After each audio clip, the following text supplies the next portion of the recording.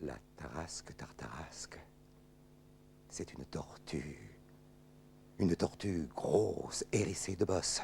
Et là, la tortue. Des bosses pointues, une longue queue et de courtes pattes, ronde tête plate, avec de gros yeux, la gueule écarlate, les naseaux en feu, avec des dents que sont à plaindre ceux que sa langue tâte.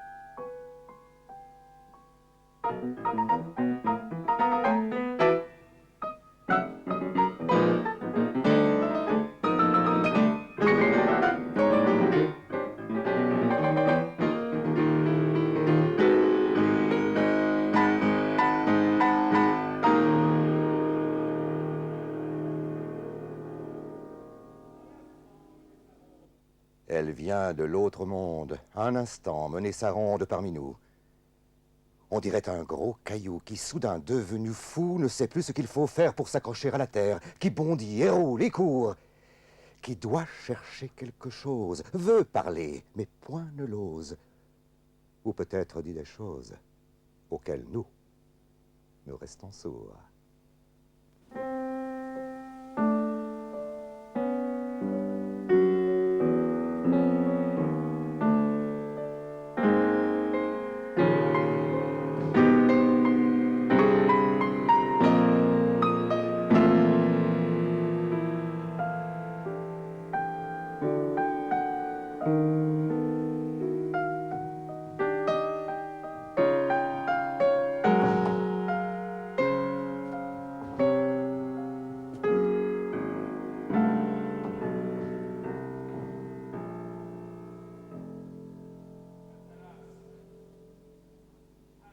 La Tarasque, Tartarasque, Startaru. Wcześniej czy później przychodzi bez ostrzeżenia. Przychodzi,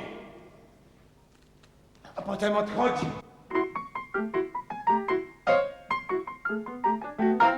Elle en aurait des choses à dire de ces ténèbres d'où elle vient. Toute une vie n'y pourrait suffire. Il vaut mieux qu'elle ne dise rien.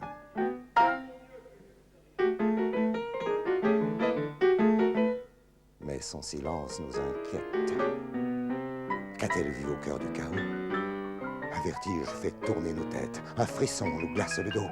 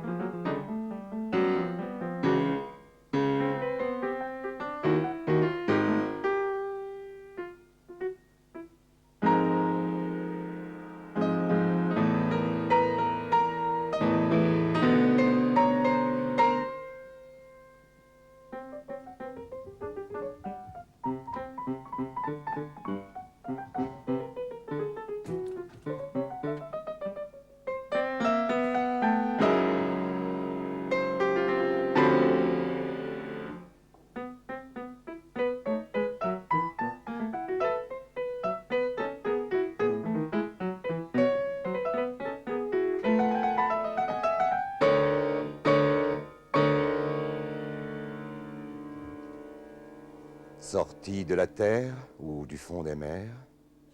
Animal, caillou, ambigu, bizarre. J'ai pris la tortue qui vient du Tartare. J'en ai bu le sang et mangé la chair. Ce monstre vautré, ce grand corps sans âme, était comme moi, qui ne connaissait que l'ombre et la nuit, sans chaleur, sans flamme, et rêvant du jour où je renaîtrai.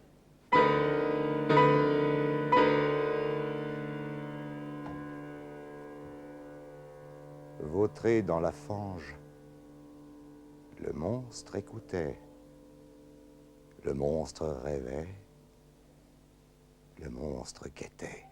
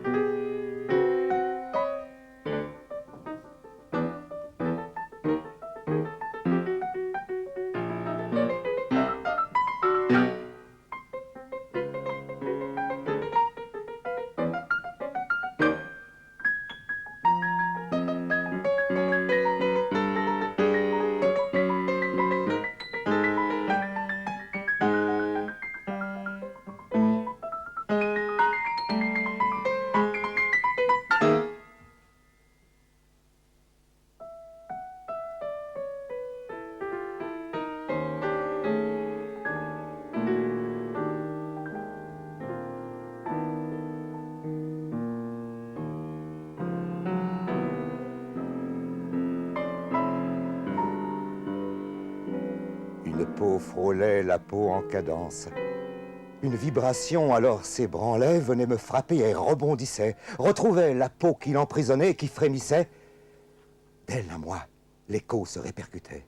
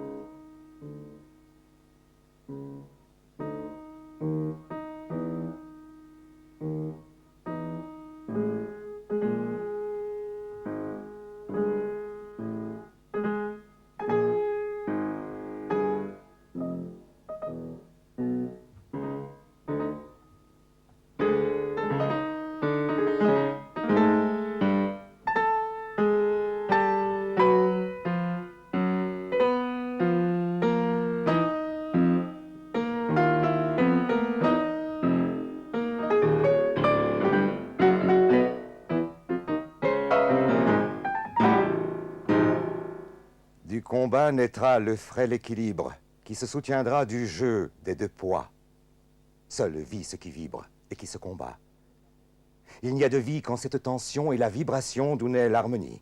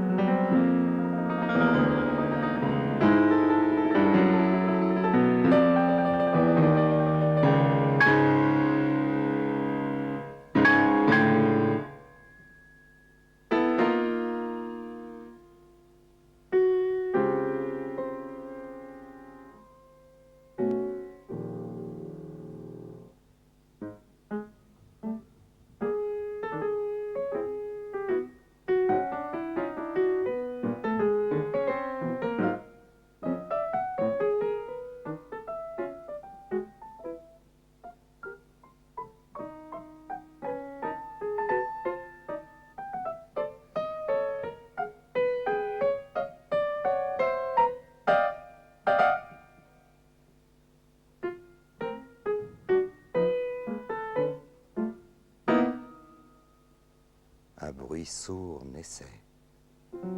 La voix des ténèbres d'où j'étais venu. Et disait la voix tout le chant profond des fêtes funèbres. Tous les grands secrets de cet au-delà, le poids de la chair, les grands corps sans âme qui se lamentaient dans l'ombre perdue, qui pourtant tendaient leurs membres perclus, qui pourtant tentaient un branle éperdu.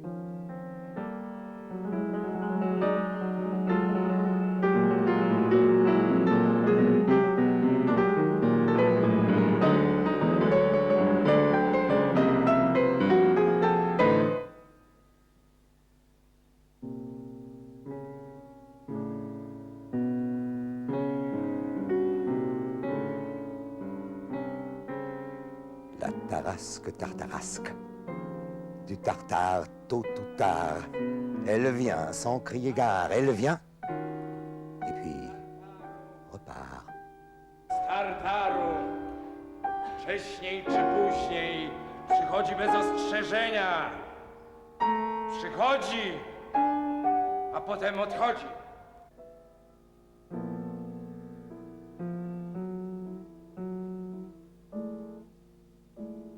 Je veux que ma lyre s'exalte et soupire, allant du chaos jusqu'au ciel. Là-haut.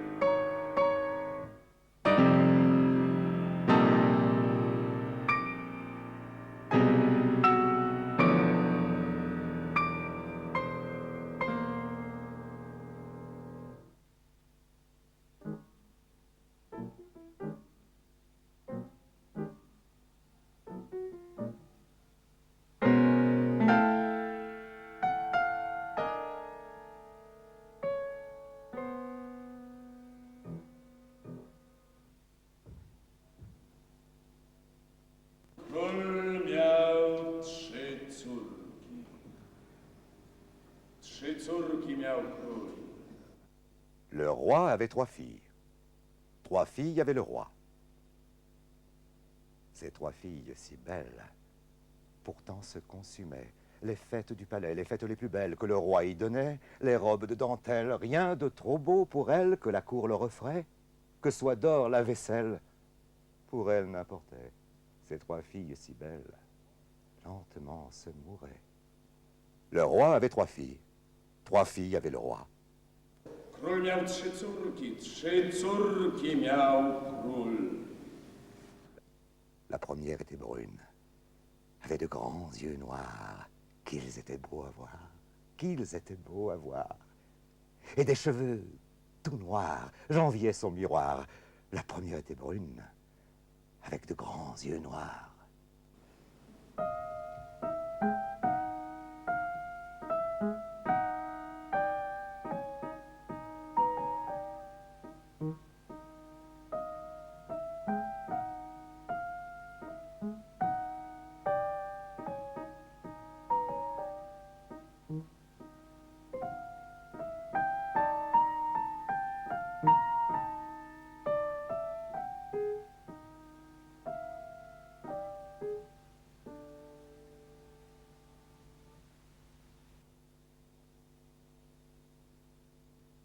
Le royaume s'alarme. Le roi, fou de douleur, se demandait quel charme causait-elle langueur, faisait couler leurs larmes et meurtrissait leur cœur. Fit quérir l'enchanteur pour qu'il rompît le charme qui tuait les 3 sœurs. L'enchanteur dit au roi. Wasza wysokość chce ratunku, więc szukaj go u ludu, nie wśród dworu. Lud zna zaklęcia i obrzędy odpędzające złe moce, które dniem i nocą straszą i trzymają w swym uścisku, nękają, trudzą, czy też każą uciekać. W obrzędzie tym potwór rozżywa i strachu już nie budzi jego kształt. Świat staje się zabawą, a rozsądek głupotą. Lud wolny, wyzwolony, upojony, dla piękna życia przywrócony, ma w sercu tyle słońca, że odpędza ono złe moce i sam smok latarask byłby się bał.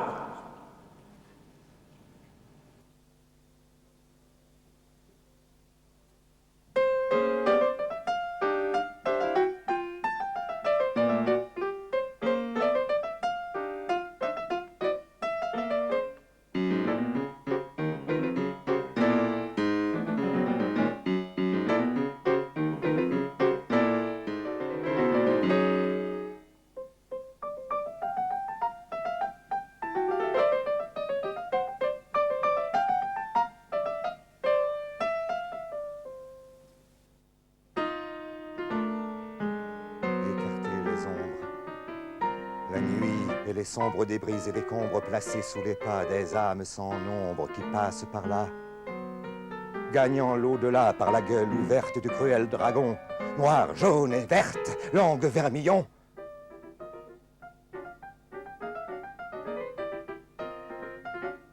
La plus belle des 3, la plus folle des 3, la plus sage des 3, qui donc la connaîtra?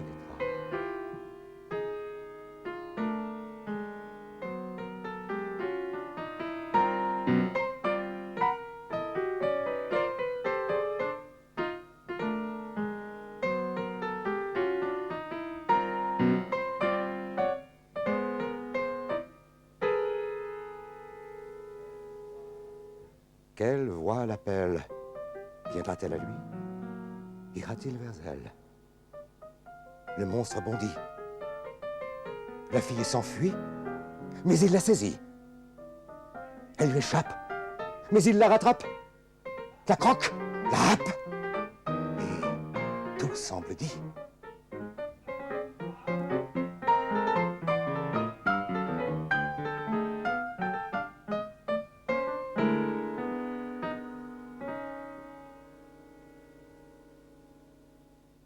Il n'a pas oublié la princesse qui lui a coûté tant de pleurs.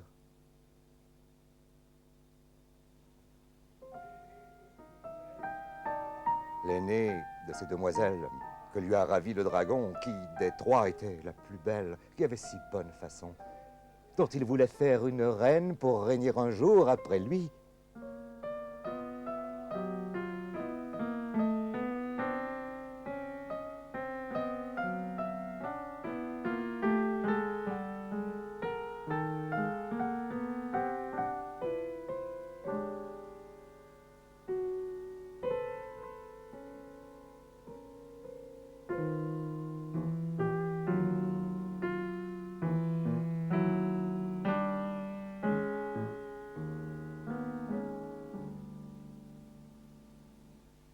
Ah, combien le roi a de peine et connaît lourd son cœur meurtri.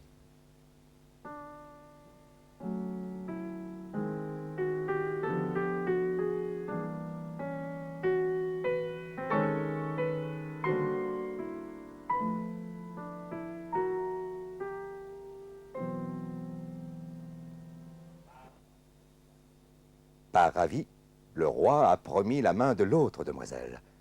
Celle, oui, qui a les yeux gris, yeux de biche, cou de gazelle, dents de nacre et longs cheveux roux, mais dont la pâleur du visage, les pâmoisons, la faible toux, disent le mal qui la ravage. La deuxième était rousse. Ses yeux gris étaient doux, oh, comme ils étaient doux, oh, comme ils étaient doux. Et ses longs cheveux roux vous auraient rendu fou. La deuxième était rousse, avec des yeux si doux.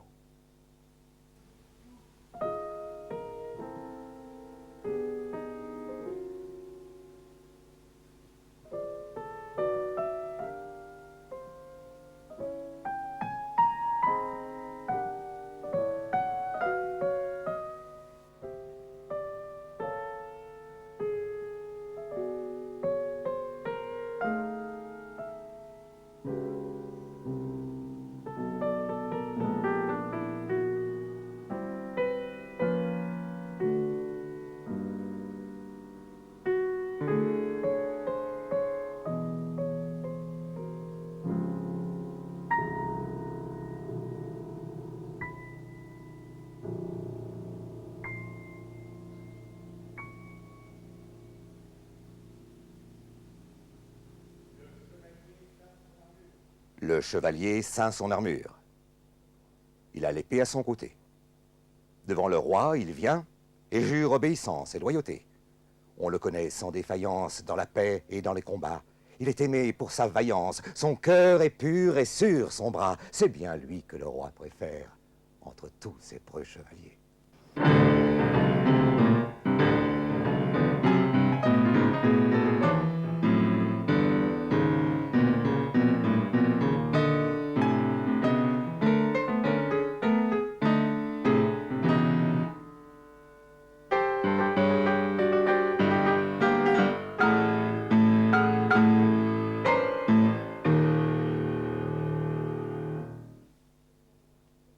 Seigneur, qu'allez-vous faire?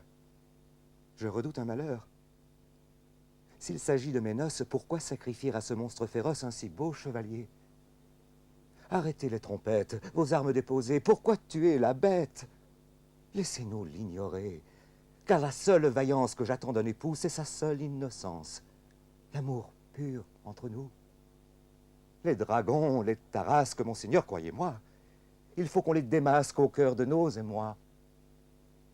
Le chevalier qui m'aime, s'il est loyal et bon, devra, comme moi-même, combattre le dragon. Dans son cœur, dans son âme, jusqu'au fond de sa chair, et traverser les flammes pour être pur et terre. Princesse, daignez m'écouter. Je suis votre humble chevalier.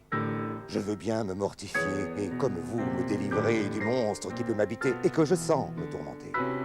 Comme vous, je suis en danger. Mon cœur, comme vous, je le sais, à chaque instant est menacé.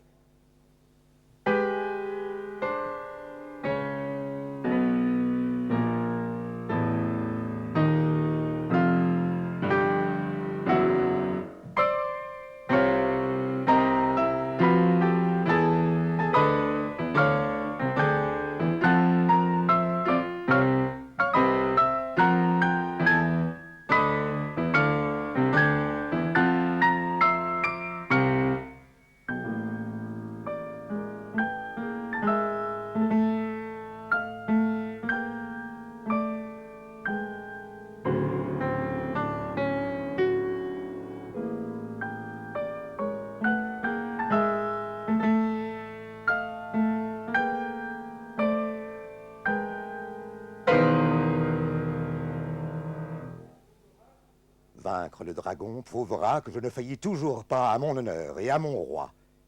Et c'est, princesse, à ce prix-là que votre humble servant pourra vous offrir ce que l'on vous doit.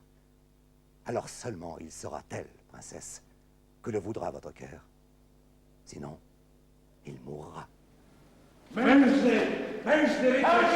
Uderzaj tu! Uderzaj tam! Zwyciężaj! Uderzaj tu! Uderzaj tam! Zwyciężaj!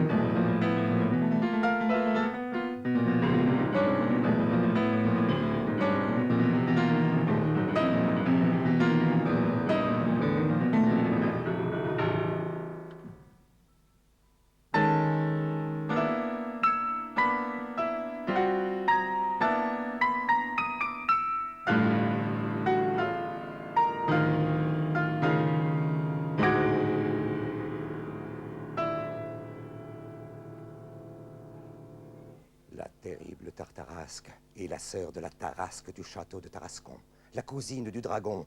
On leur doit bien des désastres. Elle est mère des licastres, des coulobres et des dracs que découvrent les ressacs. Garagoul et Garamaude, Garagaï et Catamiole, monstres cruels et méchants, sont aussi de ses enfants. Toutes ces bêtes immondes se cachent au creux des ondes, dans la tourbe des marais, au creux sombre des forêts, au monde obscur des cavernes, dans l'eau triste des citernes, partout où l'ombre croupit, ils se tiennent accroupis.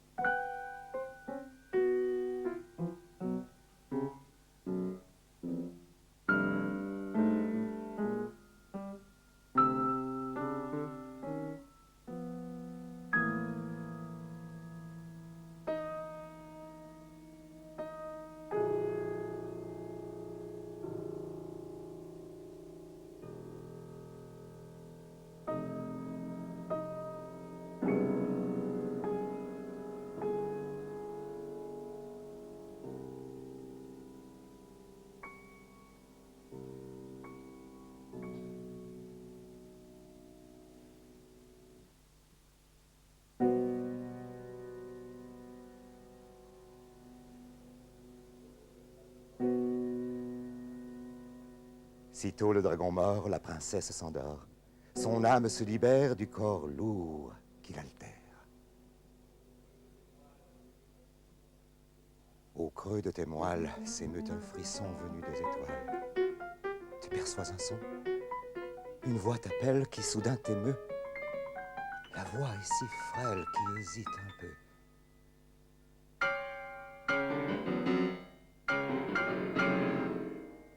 Il croit qu'elle se vautre en d'infâmes marais. Pourquoi faut-il que l'autre, suivant d'autres attraits, dans l'éther disparaisse, telle une âme sans corps? Faut-il que les princesses aient un si triste sort?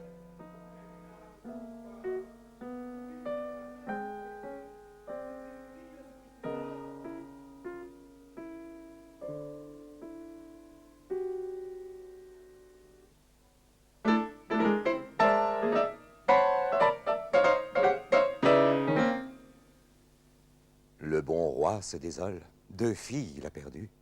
Quel poids sur ses épaules! Pourquoi a-t-il fallu que l'une des princesses ait suivi le dragon? Ce souvenir le blesse, il en perd la raison.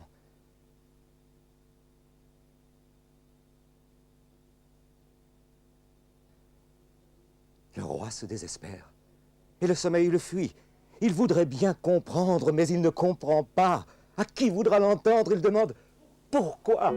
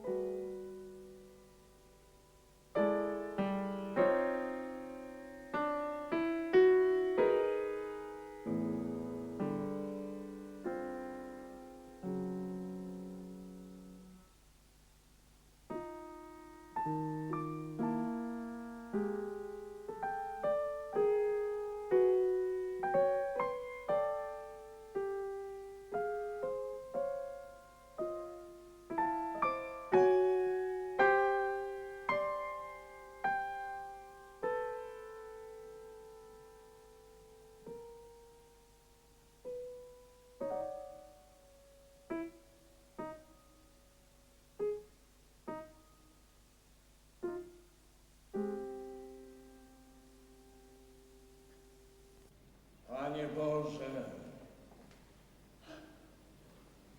otwórz Twe podwoje mej półżywej duszy. Ześlij jej łaskę, aby moje wołanie silniej wznosiło się ku niebu.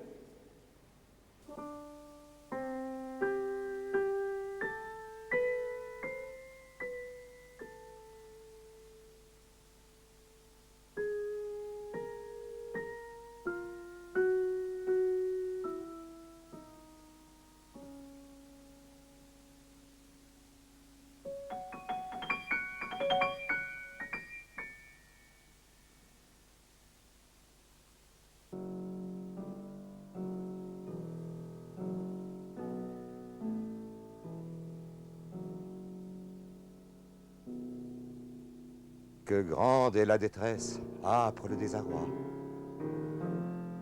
Des trois belles princesses, des trois filles du roi, une seule demeure, recluse en son palais, qui pleure et pleure et pleure, ne peut se consoler. La troisième était blonde. Elle avait les yeux bleus, comme le ciel ses yeux, comme le ciel ses yeux.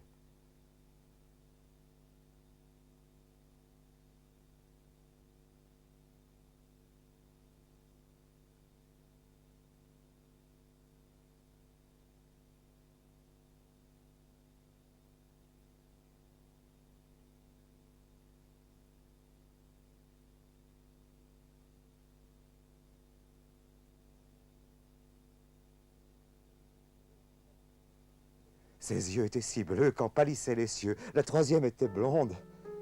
D'azur étaient ses yeux. Voici la princesse blonde qui a de si beaux yeux, que bien loin dans le monde, tous en sont amoureux. Chacun voudrait lui plaire, les princes, les seigneurs. Mais il est un mystère qu'elle cache en son cœur. Sa nourrice se demande. Princesse, qu'avez-vous? Je voudrais qu'on me rende mon trésor le plus doux. Princesse, vos caprices, le roi est satisfait. Vous savez bien, nourrice, qu'il ne l'a jamais fait. Je vous donne des robes, vous couvre de bijoux. Toujours on me dérobe ce qui m'est le plus doux. Les princes du royaume vous désirent en vain. Il n'y a qu'un seul homme qui peut avoir ma main. Le roi, douce princesse, ne peut vous l'accorder. Je n'aurai pas de cesse que ne l'ait épousé. Comment pourriez-vous faire? Et Nourrice, qu'on l'a mangé. il faut vous taire. Ce ne peut être vrai. La tarasque princesse a mangé votre ami. Je n'aurai point de cesse qu'elle me mange aussi.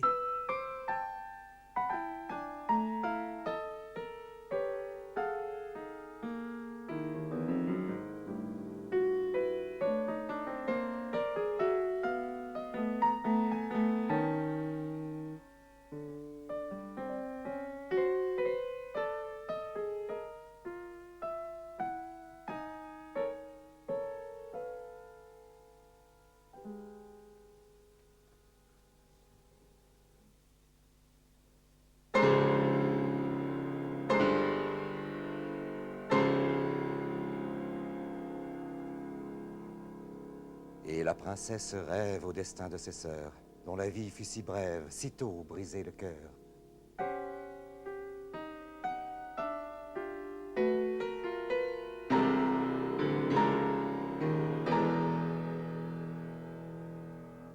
L'une a suivi la bête dans le monde d'en bas, l'autre poursuit sa quête dans un autre au-delà.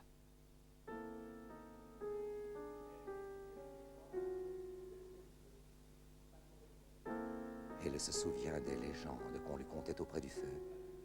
La forêt de Brocéliande, de Merlin l'Enchanteur, l'Oiseau Bleu, Jean le Nigaud, Jean de la Lune, la chèvre, le chou et le loup, Jean le Niais qui a fait fortune, Jean de l'Ours, la puce et le pou, le chaperon rouge, Peau d'âne, Cendrillon, le petit Pousset, le farfadet, la fée Morgane, Jean de la Vache, le sifflet, les trois cochons, l'âne qui boite, le coq, la faucille et le chat, Brûle-Fer, la bête écarlate, le chaboté, Carabat.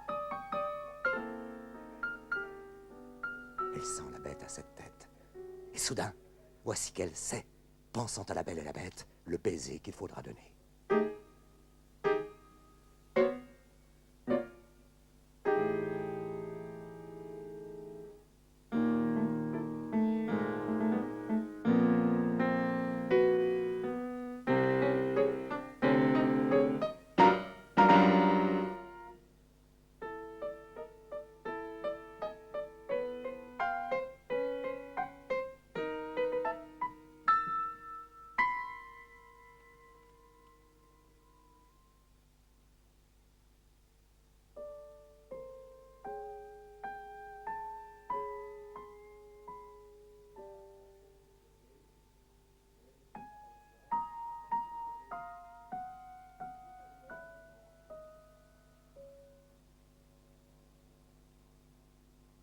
La princesse éplorée met sur sa robe blanche sa ceinture dorée, et sa douleur s'épanche.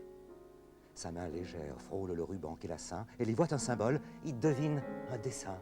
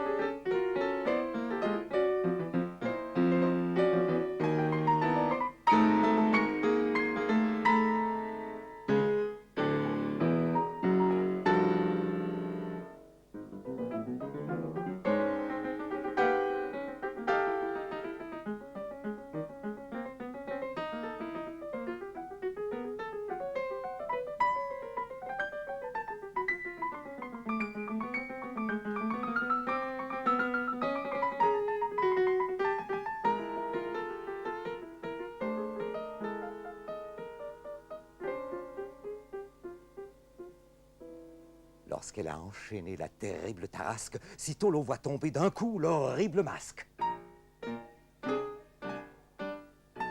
Elle rit, elle chante, elle entraîne le dragon dans un élan fou. Le dragon qui s'est fait plus doux. Et ils s'en vont, on ne sait où.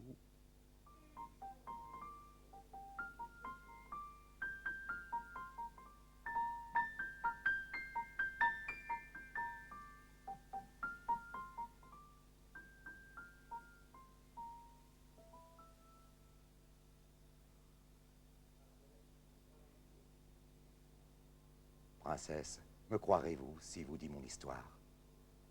Berger, ô doux berger, je suis prête à te croire.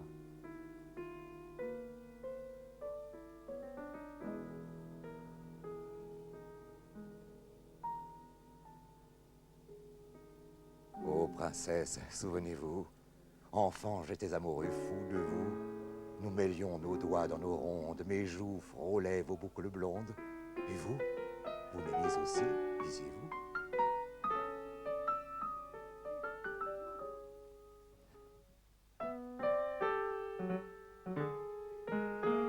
Mais si les rois prenaient bergères qui avaient eu l'heure de leur plaire, naguère, en notre temps, l'humble berger ne peut, hélas, envisager de faire d'une princesse une bergère.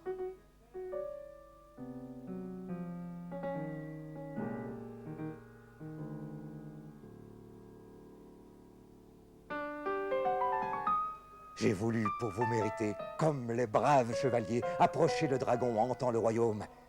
Mais c'est lui qui m'a, comme pomme, bien croqué.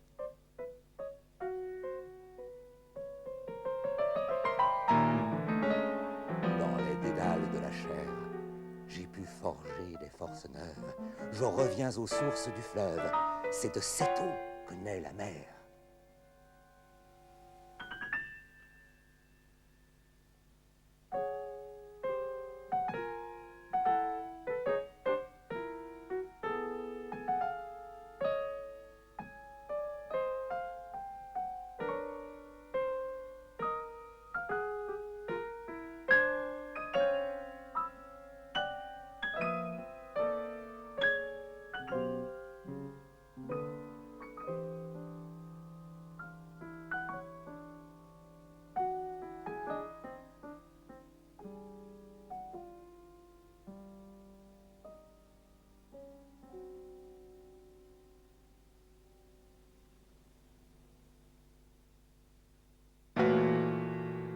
Vois, si dans ton royaume, entre l'ombre et le ciel, l'homme n'est rien qu'un homme, que du moins il soit tel, qu'en lui la chair et l'âme trouvent un juste accord.